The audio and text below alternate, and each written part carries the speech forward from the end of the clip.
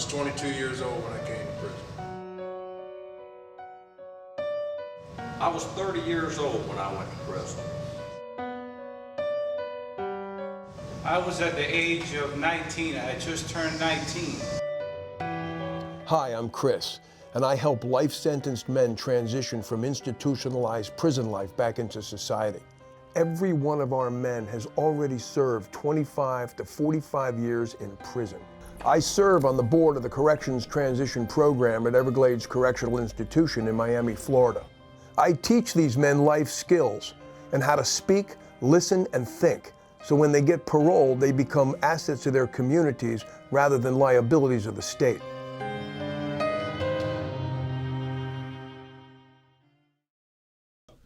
Welcome to Men Going Home. I'm Chris Wolfe, and we've got another great show for you today because we are the only show that brings you access to a segment of society very few people know anything about. Men who have spent more than 25, 35, and even 40 years in prison. We'll talk to them about their crimes, their life in prison, and what their transition back into the free world was like after all those years. Now, before we welcome back our special guest, please welcome my good friend and co-host, Andy Corge. Andy, welcome back. Thank you, Chris. Boy, part one of this show was unbelievable. And I got to tell you, I'm glad that I ordered the book online, Twisted Justice by Donald Waddell. In the book, and I want to quote what I saw in the review of the book, he chronicles the case in the book and what he characterizes as, quote unquote, egregious case of injustice as it related to David Goodwin. And hearing the case and how it all came about, it does seem like an injustice to me. People who should have gone to prison didn't get any jail time, and people who did very serious things got 5 years, and David, who was nowhere near the murders, got 3 death sentences. Yeah, and one thing that he said in that first part, which really resonated with me, is the politics of all of this. You know, the legal system and the politics, state attorneys being elected to office, and you know, I think he was caught in the middle of that a little bit. Mm-hmm. As you may recall, David Goodwin was sentenced to death in 1977 after 3 first-degree felony murder convictions at the age of 30, and he spent 3.5 years on Florida's death row. He actually lived in a cell next to serial killer Ted Bundy on death row and spent a total of 41 years in prison before being paroled in 2017. Welcome back, David Goodwin. Thank you, sir. Good to be here. You know, David, as we concluded our last segment, you had just been convicted on 3 counts of felony first-degree murder. The jury recommended life in prison with 25 years mandatory. And then, for a host of reasons, the judge overrode the jury's recommendation and sentenced you to 3 death sentences. What was going through your mind when he was reading those sentences? Irony. After the first one, second was the same thing, except for the count number. Third was the same thing. It so moved me that it was in the newspaper. I laughed at the sentence. Right. I didn't. I was grinning wildly, and the detective assigned to me doing the fingerprinting, he commented how you do it. He was bothered by it. You know, as Andy said at the beginning of this show, so many times it comes down to these trials become political. We have judges who are elected to office rather than appointed. Do you know if this judge was elected to office or not? In his case, they have a review. He was actually a Florida Supreme Court justice at that time. Should have never sat on it. Once the initial trial judge on a circuit, for whatever reason, cannot or chooses not to, as it did in my case, supposedly the only death penalty case he'd been involved with, close to retiring, he has to be recused. And when he was, somehow they should have went to within the circuit, then within the circuit of appeals. But they actually brought in James Adkins, who was a Florida Supreme. And the reason they should have never been there is any appeal from a death sentence is automatic to the Florida Supreme Court. Right. Well, he recused himself, but his brothers are sitting next to him that has to make the decision of, did you do something wrong? And this man was highly respected there. He wrote a book on the procedure, Florida laws and procedures that were used up to then. He lay in the rotunda when he died because he was so well respected. He was influenced, I have no doubt, too much to reason the why, but he got information from the prosecutor who was serving his own purpose. Your story is absolutely unbelievable. So here you are, you're sentenced to 3 death sentences. Normally, when people are convicted of a crime, they're sent to Lake Butler Reception Center, and then you're there for 5 or 6 weeks. They figure out which prison you should be sent to, and then you're sent off. That's not the case with a death row sentence, correct? That is correct, or at least wasn't in my case. What happened?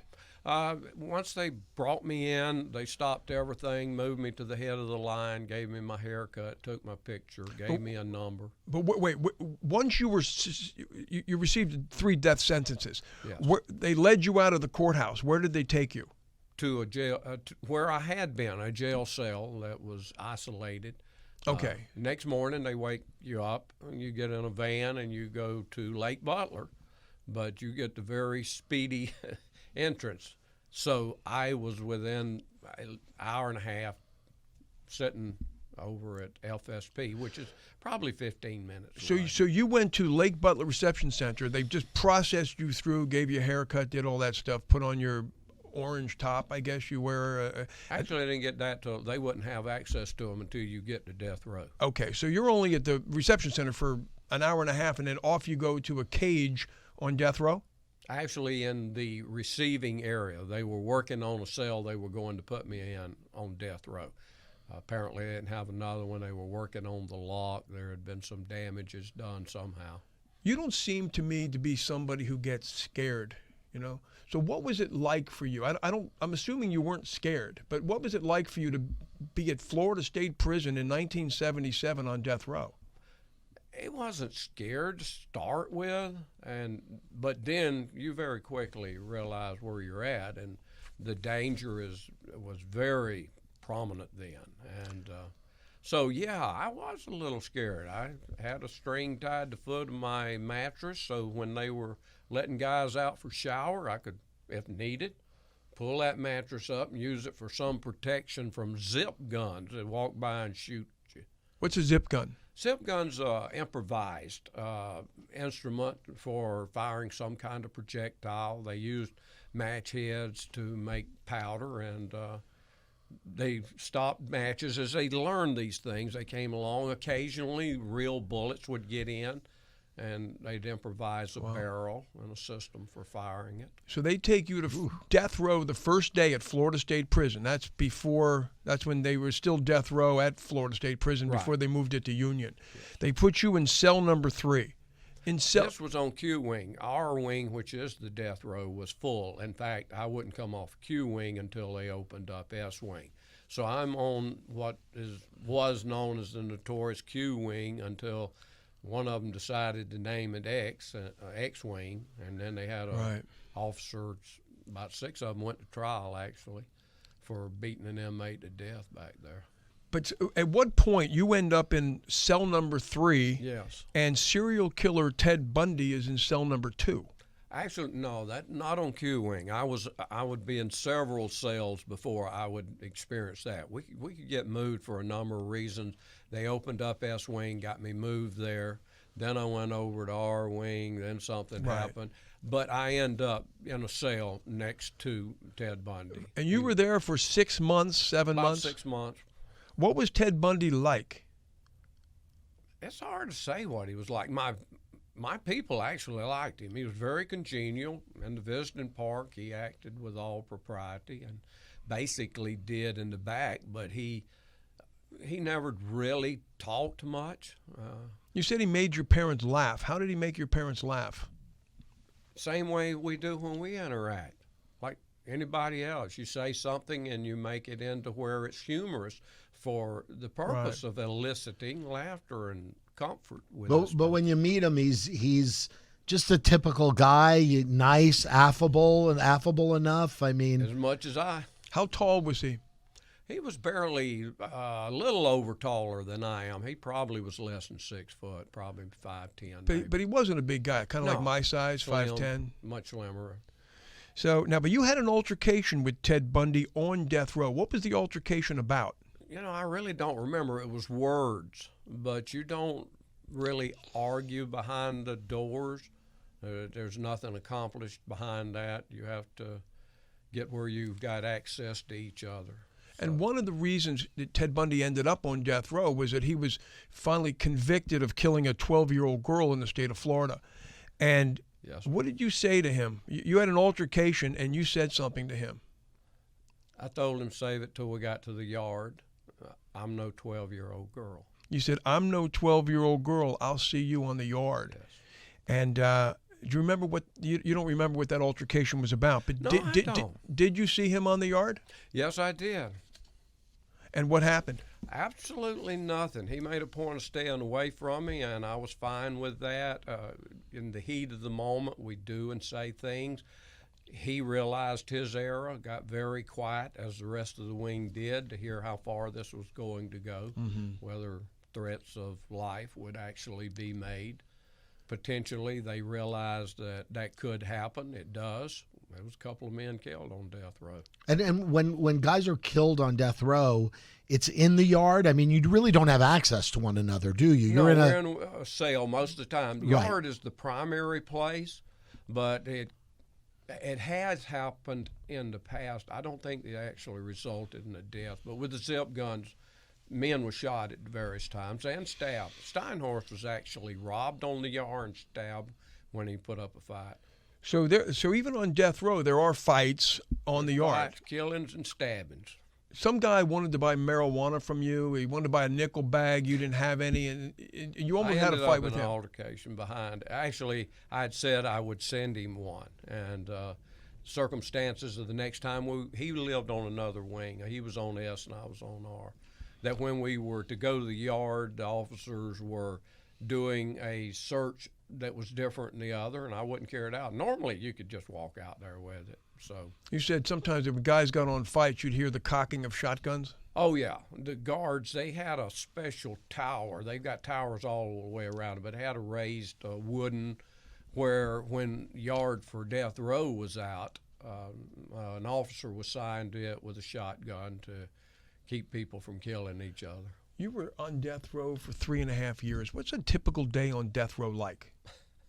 Typical, the same as the other. You go to bed and you get up, you eat what they bring you, or in my case, I, at one point started reading law books, studying. How big was your cell? 8 by 10.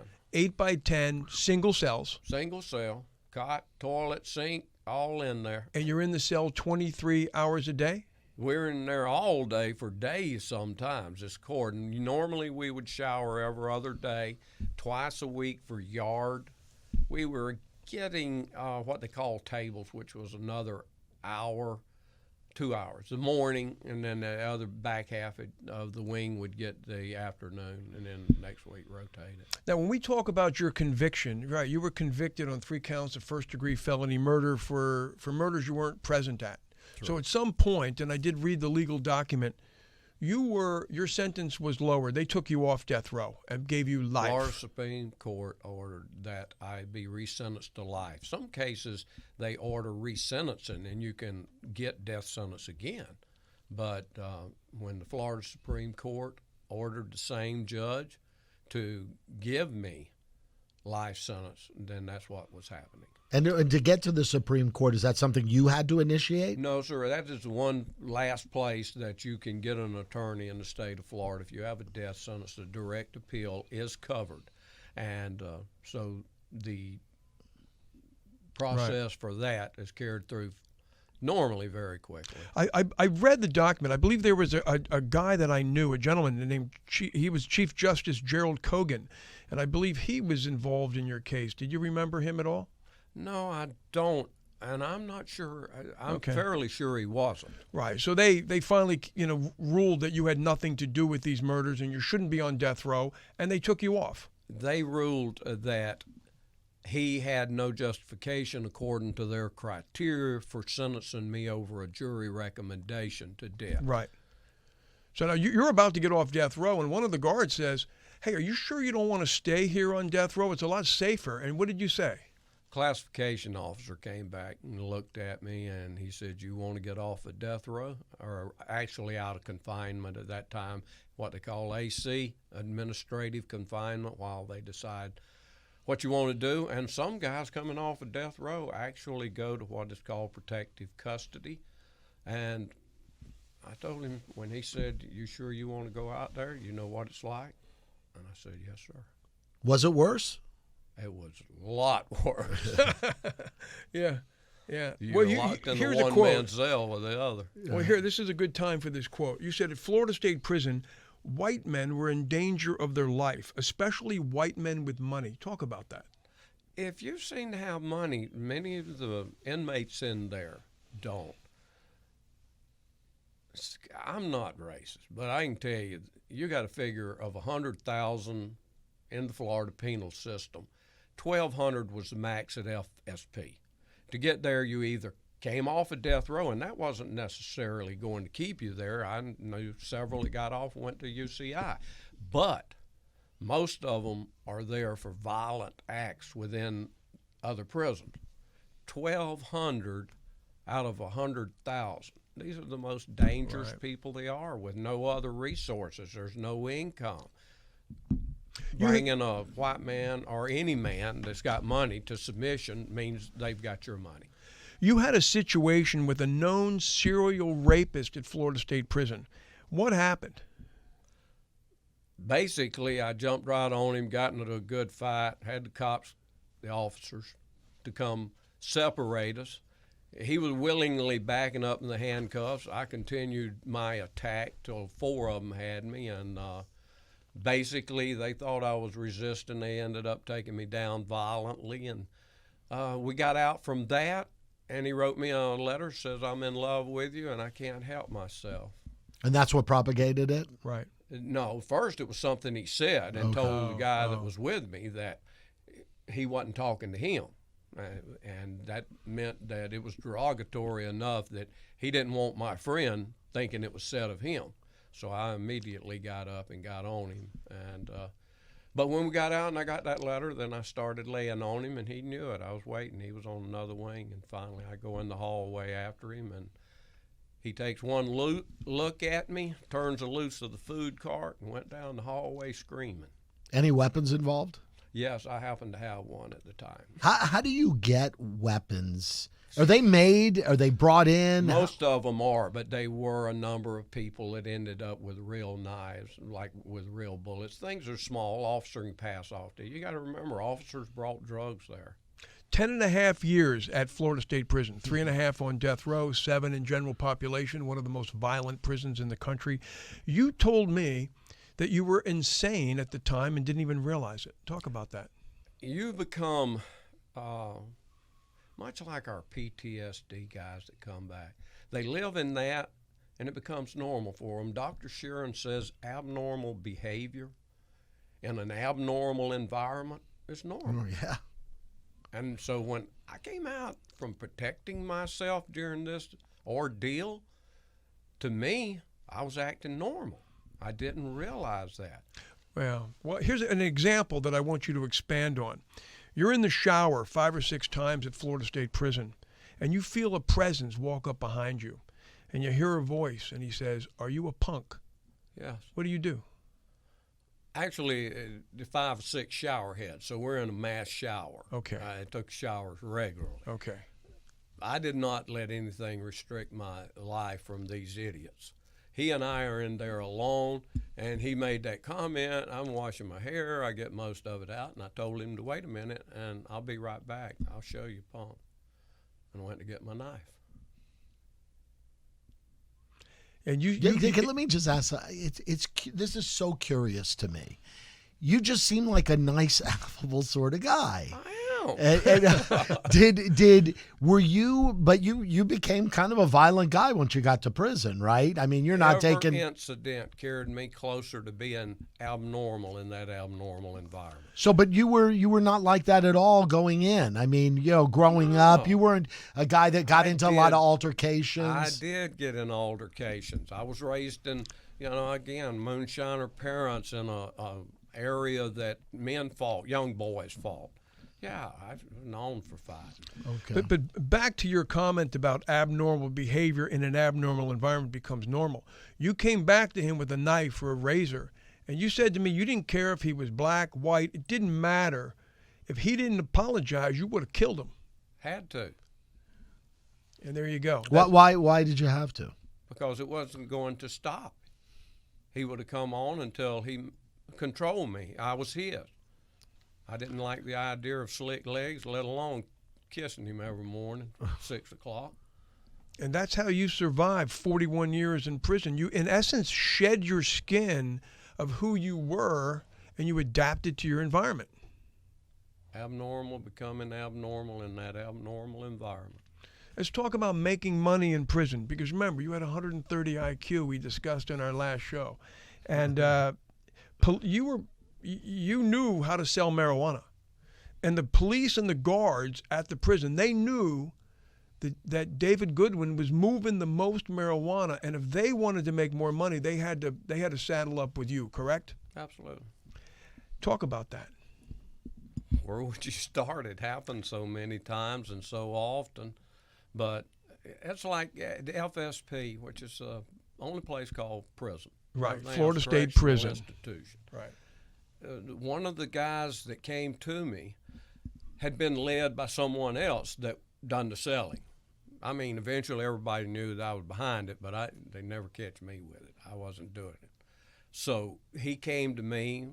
The guy told me that he was coming, and when he did, he said he wanted to buy a new truck. It was $12,000 at the time, he said. I told him $1,000 a month.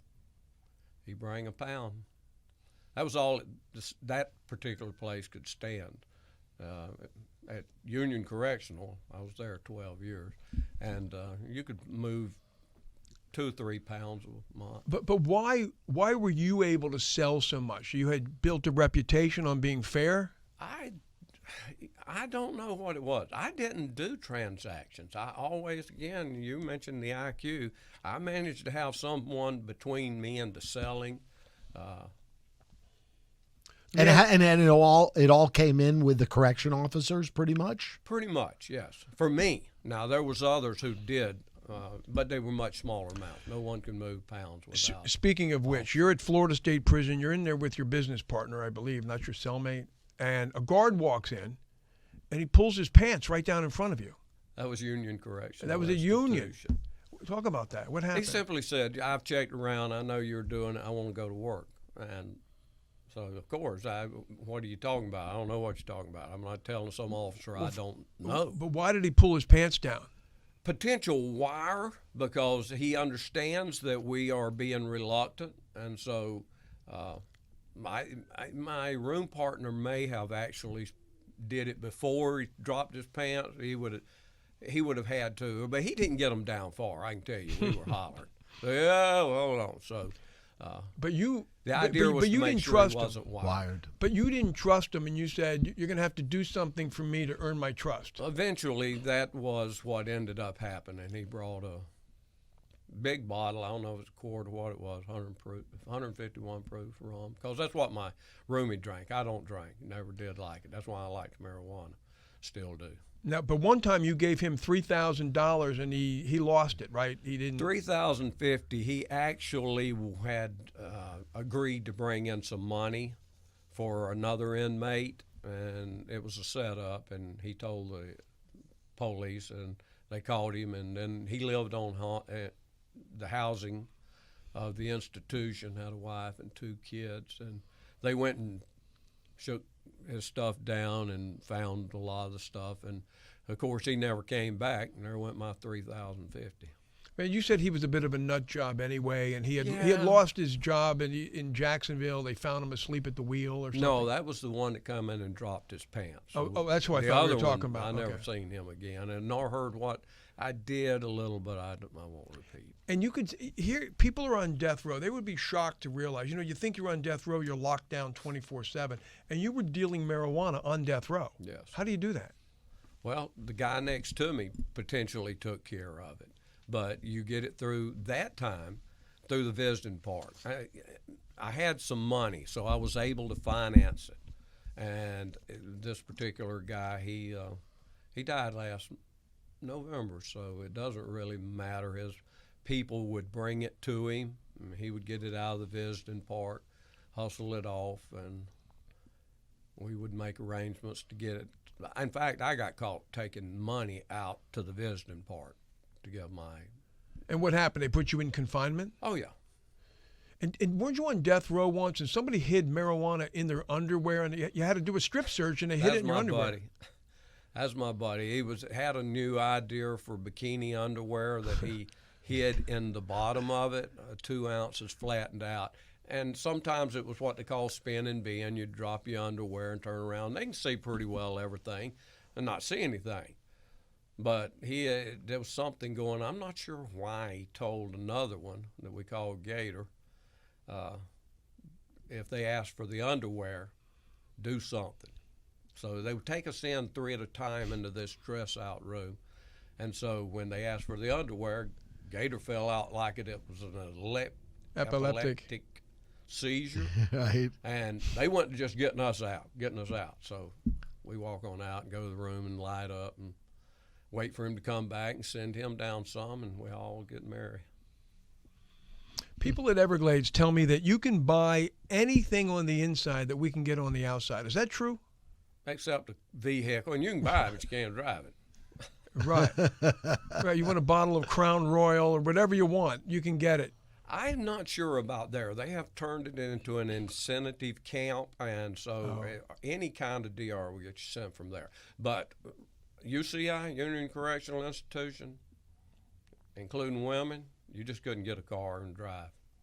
But I do know a guy that escaped, and that's exactly what he did. He got an officer to go pay for a car and leave it in the parking lot, and he escaped. In fact, the guy that was sitting in my doorway when I jumped on that guy that made the remark. And again, all this stuff's coming into Union Correction Facility. Oh, yeah. Primarily through the officers that are working there. There was an officer that left that vehicle out there, and he and 3 others escaped. You know, as Andy said earlier, you know, I met you at Everglades Correctional Institution almost 10 years ago already. And, right, you always came across to me as just this gentleman, religious man. And it's hard to believe that you had, you know, what it took to survive in some of the most violent prisons. Yet, so let's talk about the violence in prison, because on 3 separate occasions you were forced or felt you had to attack people. And in part, that's why you didn't get out. That's why you spent 41 years in prison. That was the rationale for not paroling me as I began to come up. DRs of violence and drugs, the thing they said that I went to prison for. I obviously hadn't changed. What was the tipping point for you when you would become violent with somebody? It doesn't take much. I mean, I had a system I called nipping it in the bud. Any sense of disrespect, I was going to take it to another level. And generally, it would never have got to the one where I had the incident with the guy in the shower. They would have been much more subtle, and I would respond in such a negative way that they would think he's either insane or something. I'm not bothering with him. And you have to sort of do that in order to avoid conflict. You get a reputation inside the facility. And that's true too, but primary for me was to make sure I wasn't somebody's boy. Gotcha. Right. That just never appealed to me. Still doesn't. What was the worst decision you ever made when you were in your life? What was the worst decision? I have often thought there's not one that can match smoking that first joint.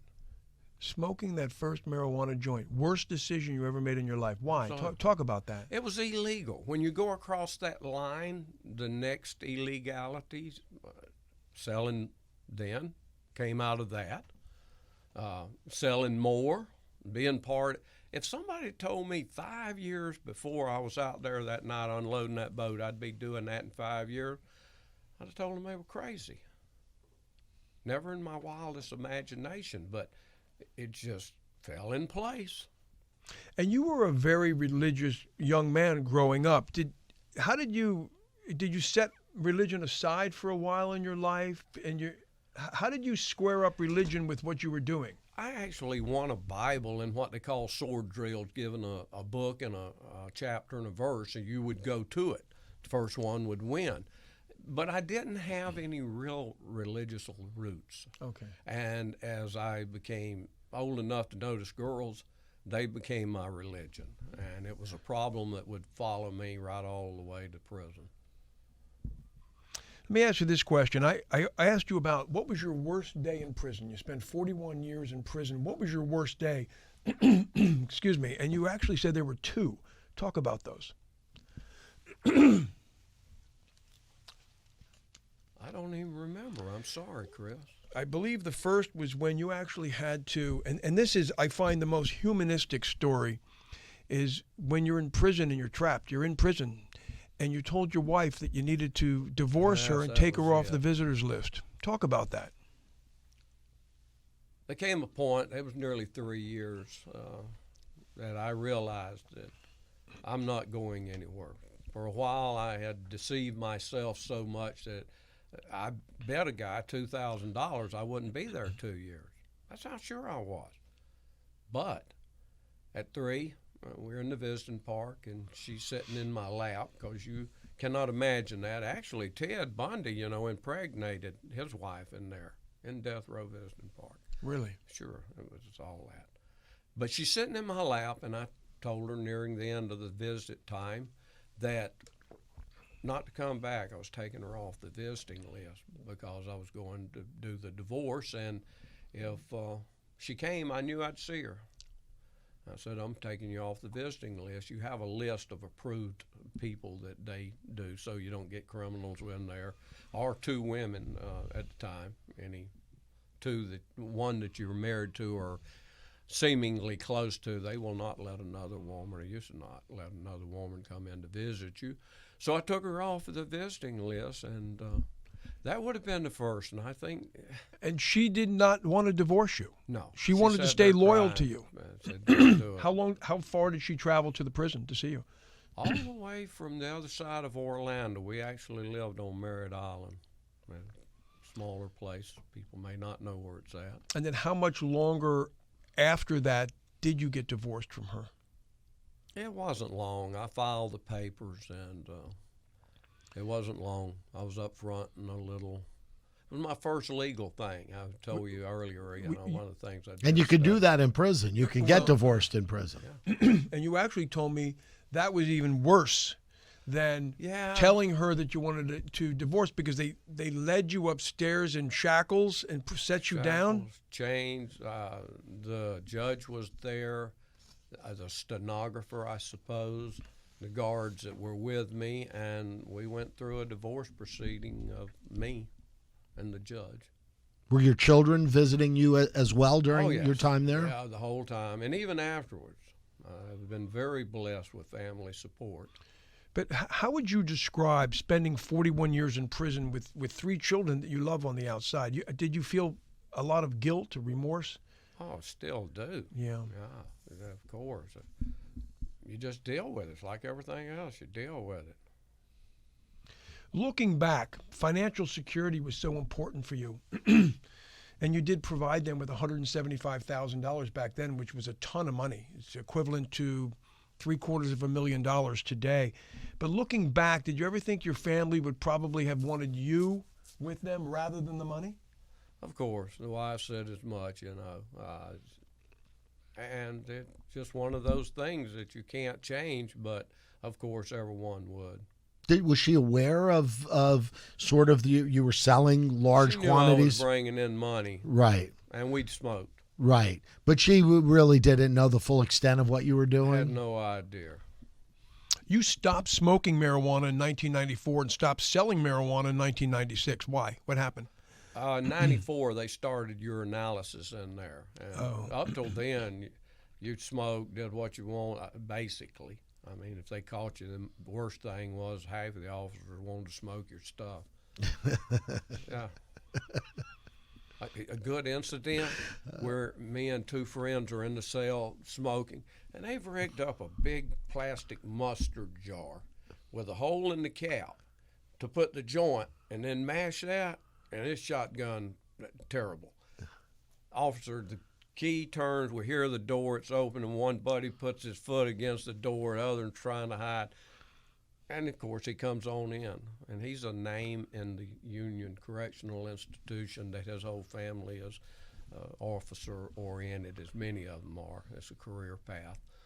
And he said, "Where is it? I want some." So my buddy pulled it out and hit it, and he said,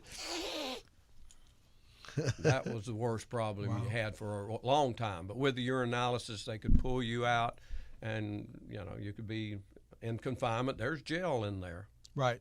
Yeah. 2012, Corrections Transition Program. You're transferred to Everglades Correctional Institution in 2012. How did that all happen? You have a parole hearing, and the commissioners look at, they evaluate who you are and support. And I was blessed to have plenty of family support. There was like 30 people there when I was finally paroled. And they were pretty regular in there when I had a hearing. And I had Don Waddell. And so they look at it. They see I haven't had any DRs, disciplinary reports, no more drug dealing, no more assaults and various things. And I had went through the first faith-based dorm set up. It was in Gulf Correctional, happened to be there. Whole crazy, coincidental, providential, by my God. They got me to have a bunch of certificates that they used to send me there. If you don't have certificates from programming, they can send you to a number of camps. But to get out with long-term, you've got to go through Everglades Correctional Institution, where the corrections transition. Right. So now you see a light at the end of the tunnel. Yes. It's been almost 40 years. You see a light at the end of the tunnel. A real one, because I've had a number of times snatched away from me, including a PPRD, presumptive parole release date, of 2007. That when I got there, they said, "No, give you a couple more years." Well, why do you think that happens? Again, they look at the past, and that was what happened then. I actually had two to support me not being put off any longer than 5 years. One of them wanted, Mr. Dumphy of Miami wanted to put me off another 25. Well, they look back at your record, and they also see, let's say there was three fights, 3 attacks of people. There was maybe some DRs for testing positive for marijuana. One, but there was disciplinary reports was how they stated. Because basically, whether they ever caught me with any or not, there's notation somewhere within the prison system that this man is controlling it. I've had on several occasions when what we call the goon squad made concentrated effort to try to bust me, but they learned quickly. It's not going to be me. They got to go find one of my guys. So you're transferred to the Corrections Transition Program in Miami, Everglades Correctional Institution, where we met. Yes. How did Everglades compare with Florida State? There's nothing like Florida State. And of course, I had some more sanity. But for me, when I got to Everglades, Corrections Transition Program's a wonderful thing. It's isolated from the compound to some degree, but it was a zoo. It was worse than anything I had just about seen since FSP or Rayford. It was pretty well a bad place, except for being in Corrections Transition Program. And with the Corrections Transition Program, the expectation is you're there for a year or two, and then you're paroled out. But you had been declined for parole 8 times previously. 3 times while I was there. Why do you think 8 times you were declined for parole? Well, they had stuck to the theme of basically violence and. Did they go back to your original crime? Oh, yes. That's always the first thing. Right. Yes. If they hadn't had that, they'd have found something in more time. And they probably mentioned it, but the number of victims, the kind of crime, everything that's involved there. So you were paroled, finally, yeah. May 2nd, 2017. So we just passed your 4-year anniversary. How did you find out you were paroled? What was that like? I don't really remember. I can tell you that I knew before the day was over whether someone in there, I know the classification officer didn't come tell me. Sometimes they would, but it had to be a phone call. The phones were cut on at 5. Anybody that had a hearing had first shot. So if you got somebody to call, you can call. If they were there or listening to it, they would know. So then when you get parole, that you're assigned to Noah's transition house in Tampa for 1 year? Yes. So what was that like the first day you got out? I believe we have some pictures, that a picture of you with 2 daughters that hopefully we can pull up on the screen. And we also had a picture the day you got out with those same daughters, which is just magnificent. Yeah, there pictures. it is right now, Chris. Good. So what was that like the day you got out? When I walked through that gate and seen them, and I was on the other side of the fence free, I come completely unglued. I broke down. I cried. Everything it swept away everything. It's gone. And I was explaining to Andy the worst, that was probably the most breakdown. But I had another about halfway to Tampa. My daughter hands me my wallet. They have kept it all these years. Wow. The one that was in my pocket when I was arrested. And how's your relationship? What caused, if I could, what caused you to break down when she gave you your wallet? Well, when I opened it, and the first thing I seen, back then you had that little area for pictures. Mm-hmm. Yes. And so, because there were no phones.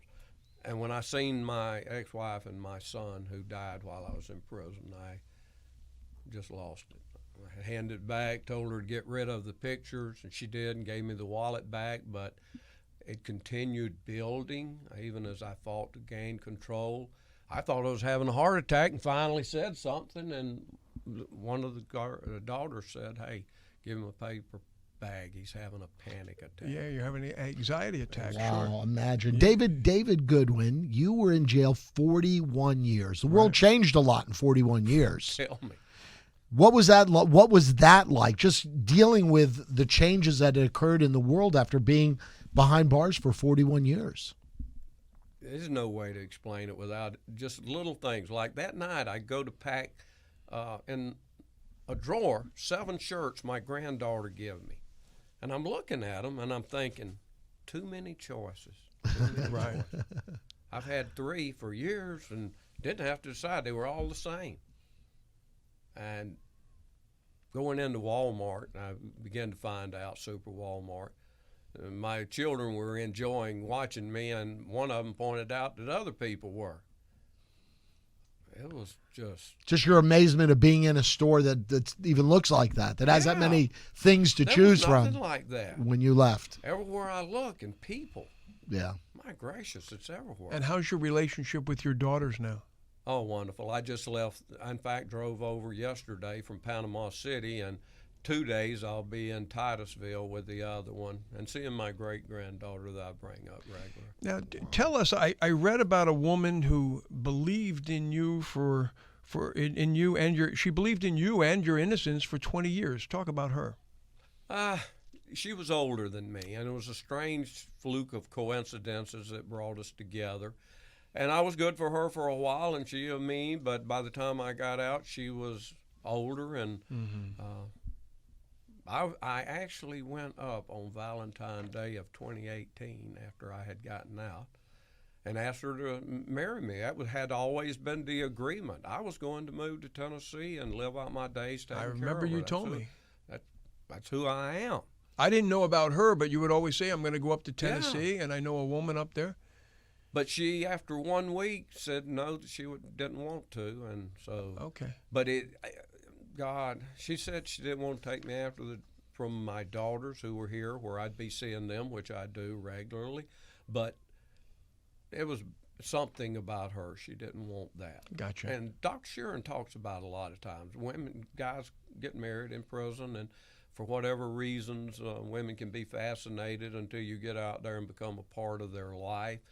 And she did not want it. So in God's great grace, as I often speak of, his divine providences, I came and stayed in Florida, and it allowed me to get involved in activities that would eventually allow me to be terminated from parole after 3 death sentences in less than 4 years, a record. That's the fastest anybody has been completely terminated from parole, correct? As far as we know, and according to the records, Larry Fordham told me that. Well, you know, financially, what are the realities? You've been in prison for 41 years. How do you support yourself now? I actually happen to be very blessed in that being hurt on the job that led me there, I have civil service pension. So you still get Social Security. So you still get disability payments from your back injury. Yes, sir. You don't get them when you're in prison, but then when you get out of prison, you get them. They stop them when you go to prison. And talk about your life now. You've transitioned out. What do you do all the time? For one thing, I've put over 100,000 miles on an automobile, going to parole hearings, going back to prisons and going in, and back and forth seeing my daughters from one side of the state to the other, and down to Miami as I am today, which is 10 hours from where I have a little trailer that was my home for a while until I met a lady near Tampa Holiday. Well, why do you do that? Why do you visit prisons? Why do you go to parole hearing? Why do you do that? Why would I be doing it now? I don't have to get off. Yeah, no, I know. But the going into prison, I was in a Christian motorcycle club that goes in and talks to the guys. We've been in on the compound. They put us out there. They let the inmates out, and we're able to interact with them, give testimony.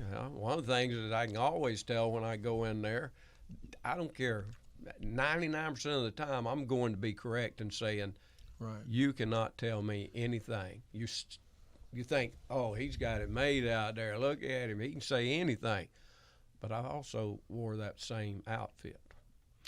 David, you've always been a very good speaker at the Voices of Time Gavel Club at Everglades Correctional Institution. I even encouraged you to participate in a speech contest one time. You did very well. So you're really doing these men a real service, speaking on their behalf at the parole commission meetings around the state. People don't realize there's only 3 parole commissioners, and you travel around the state and speak on our men's behalf, correct? Generally, up until the pandemic, they had the hearings, with the exception of about 5 times a year. They'd have them 1 week. They've had them in Fort Lauderdale twice since I was out. I came to both, and other places, Jacksonville, all over the state, so that citizens can interact. But primarily, it is in Tallahassee. So again, I'm driving back and forth when our guys out of Corrections Transition Program get out, so that I can go share with them what I know. And I have been blessed by the grace of God to have earned some favor with them. They accept what I say, basically. They still may go against it if it's ugly enough. But I imagine that support system that they have is instrumental in their, getting back into society. It's supposed to be. Like coming through Corrections Transition Program, everyone talks about it. But to actually find the niche that I have, this is the grace of God. I followed a guy that had followed a guy. They're dead, so and that's I'm a program the that Dr. Sheeran put in place, and she created the whole process. You actually left Tampa this morning, or North Florida this morning, about 4 o'clock in the morning. You got here for this show, 4:30. Yeah. You're doing this show now, and you're leaving here, and you're going to Everglades Correctional Institution to talk to the men about life on the outside, challenges. And I will speak with a number of them that are having upcoming hearings, and mostly the ones I talk to are people who I already have concluded I will, but occasionally I talk to some others that are having hearings, because everybody wants to get me to speak. Right. I mean, they need a voice. Many of them don't have any. So, you advocate for the men. I advocate for them. Real quickly, drive. How debilitating is it when you're up for parole and denied? I mean, emotionally, mentally. I said hit in the head. It's not as bad as the first round, but yeah. So you should realize, like when I got to 2007 and didn't get out after I'd had 3 or 4 parole hearings, it was like, I thought I'd automatically get out. Right. I mean, they've gave me this PPRD, presumptive parole release date. And you get to it, doesn't mean a thing. They can just put you off, and then put you off, and put you off. Yeah, the men get put off sometimes up to 7 years. I would like to point out, though, since Andy raised it, at that point that I was having the hearing that I was paroled from, I had concluded and said something that you don't say in CTP. To give up is a death sentence. And I said if I did not get paroled, I was going back to Rayford and live out my days, because I can do it. David, you are an absolutely amazing guest. Anytime you come to Miami, you're welcome here. We'll create a show for you anytime. I consider you a friend. And it's just thank you so much for being here and coming on our show today. And thank you for everything you do at Everglades and all across the state. Thank you so much. And the food's pretty good when you visit us too, huh? Out. As long as there's food, I'll come back. Well, that does it for today. Thank you all so much for watching and listening. Special thanks to Jeanette Slesnik from Coral Gables, Shai Hillman from Pure Prison, and Leonor de Avila Hedstrom in Portugal. Thank you so much for writing and letting us know you're enjoying the shows.